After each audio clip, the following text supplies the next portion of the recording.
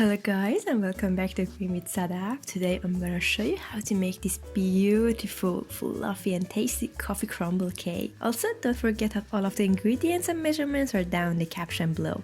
First, to your bowl we want to make the middle layer of our coffee crumble. To it, I am adding some flour with brown sugar and spices, which is I'm using powdered vanilla and some cinnamon. After that, mix them well until they are pretty crumbly because we want to sprinkle it in the middle of our cake batter. Then set that aside, and for the top layer, for the actual crumble, in another bowl I have some flour and I'm adding my spices, which is cinnamon. Also I add a little dash of salt because it will balance the sweetness of the sugar. Then add your brown sugar. I'm using dark and light brown sugar, and after that add your room temperature butter and mix it well with a fork until it's crumbly, as you can see. In another bowl that has your room temperature butter, start to beat it with an electric beater, and don't forget to scrape it after a while, and add your sugar in 2 batches. Continue to beat the sugar with the butter until it's nice and fluffy and lighter in color. This step is very important to have a nice and fluffy cake. If you like my recipes, don't forget to hit that subscribe button to see more deliciousness. After it's nice and fluffy, add your eggs, which are room temperature, once again, one by one, and mix well in between.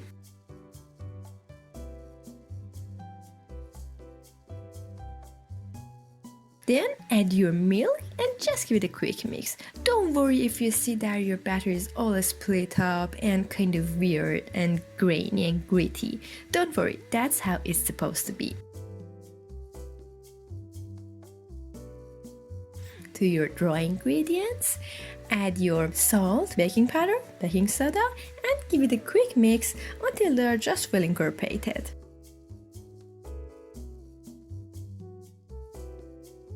After that, add your dry ingredients to your wet ingredients in 2 or 3 batches, and do not use an electric mixer at this point. Fold it first with your spatula. We don't want to overmix the batter, and at first you might think that, oh my god, my cake is ruined. The batter is splitted and it's all gritty and greeny. Don't worry, trust the process, that's how it's supposed to be. After you have added all of the flour, you can see that the cake batter is all nice and homogeneous and is so soft and silky, and you can see and feel how fluffy it is. Just make sure that you are not over mixing it. After you see that there are no lumps of the flour left, it's enough. Then I've greased my pan with the packaging of the butter. Actually, it's a tip. Make sure that you are pouring the batter in the plate that you are going to serve it, because it's not a cake that you can take it out. Divide batter into half and pour about half of the batter into your pan and flatten it with the back of your spatula or back of a spoon. After it's all nice and flat, sprinkle your middle layer, which was cinnamon and sugar and a bit of flour. I've also added a dash of vanilla and salt to this mixture to make it more delicious. After we have sprinkled it on the whole parts of the batter, don't worry if it's not all covered, it will melt down and be covered at all. Then add the rest of your cake batter and again flatten it nice and beautifully with back of the spoon. It's so important that you're flattening it homogeneously and everywhere it's straightened pretty good. After that, the final layer, the cherry on the top, or should I say the crumble on the top, is to add the previous made crumble layer that you have made. This smells so good, it's unbelievable. I love the smell of a good coffee cake, and when it's baking in the oven, oh my god, the whole house smells like beautiful buttery, cinnamony, sugary goodness. You will love it.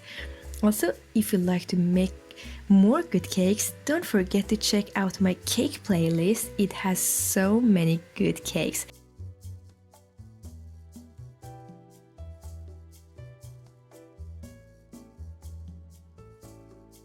Here is our coffee crumble cake straight out of the oven. It's so nice and brown and lovely, and it's one of those fluffy cakes. The crunchy crumble on top, the fluffy layer, the cinnamony sugary streusel layer on the middle, and again more beautiful cake. I hope you've enjoyed this recipe. If so, don't forget to put a comment down below, hit the like button and subscribe to my channel. If you like more tasty recipes, please let me know in the comments down below, and I will see you later. Thank you so much for watching.